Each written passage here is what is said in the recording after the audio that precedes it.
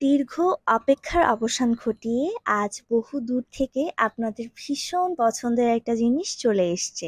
আর এই জিনিসটা পছন্দ হবে না এমন কোনো ব্যক্তি আছে বলে মনে হয় না। জিনিসটা হলো মোস্ট ডিমান্ডেড স্যান্ডেলউড গাম। আমাদের অনেকেরই কিন্তু অজানা প্লাস্টিক বা ফাইবারের দড়ি চিরুনি চুলের জন্য কতটুকু ক্ষতিকর। প্লাস্টিকের চিরুনি দিয়ে চুল আঁচড়ানোর সময় মাথায় প্রচণ্ড তাপ উৎপন্ন হয়, যা চুলের জন্য ক্ষতিকারক। অতিরিক্ত তাপ স্কাল্প সহ্য করতে পারে না বলে চুল পড়ে, চুল ফেটে যায় এবং ভেঙে যাওয়ারও পসিবিলিটি থাকে। তাছাড়াও প্লাস্টিকের চিরুনি রাসায়নিক পদ্ধতিতে তৈরি হওয়ার কারণে চুল আঁচড়ানোর সময় ক্ষুদ্র ক্ষুদ্র পার্টিকেলস স্কাল্পে পড়তে পারে। সেখান থেকে মাথার ত্বকে নানা সমস্যা দেখা দিতে পারে।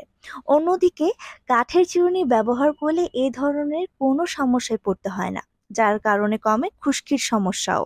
পাশাপাশি চুলের গোড়াও শক্ত হয়। এছাড়াও এটি স্ক্যাল্পের রক্ত সঞ্চালন বৃদ্ধির পাশাপাশি চুল ফেটে যাওয়া এবং ভেঙে যাওয়ার সমস্যাও কমিয়ে দেয়। তবে আমাদের দেশে সাধারণ কাঠের যে চিরুনিগুলো তৈরি হয় তা মসৃণ না হওয়াতে আঁচড়ানোর ক্ষেত্রে তেমন সুবিধাজনক হয় না, ফলে উল্টো চুল ছিঁড়ে যায়। তাই সুদূর চায়না থেকে চন্দন কাঠের এই কোয়ালিটি সম্পন্ন চিরুনিগুলো আনানো হয়েছে, যা খুবই মজবুত, মসৃণ এবং যার মাধ্যমে আঁচড়ানো খুবই সুবিধাজনক। এটার আরেকটি বিশেষ দিক হচ্ছে এই চিরুনিগুলো থেকে চন্দন কাঠের একটা মিষ্টি স্মেল পাওয়া যায়।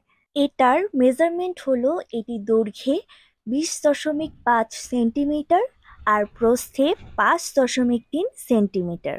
পরিষ্কার করার ক্ষেত্রে কোনো কাঠের বস্তুই পানির সংস্পর্শে এলে কিন্তু নষ্ট হয়ে যাওয়ার পসিবিলিটি থাকে। তাই এই চিরুনিগুলোকে পরিষ্কার করতে হলে কোনো শুকনো টিস্যু বা কটনের সাহায্যে পরিষ্কার করতে হবে। চিরুনিগুলো অর্ডার করতে ইনবক্স করুন ক্ষমা পেইজে। সম্পূর্ণ ভিডিওটি দেখার জন্য আন্তরিকভাবে ধন্যবাদ।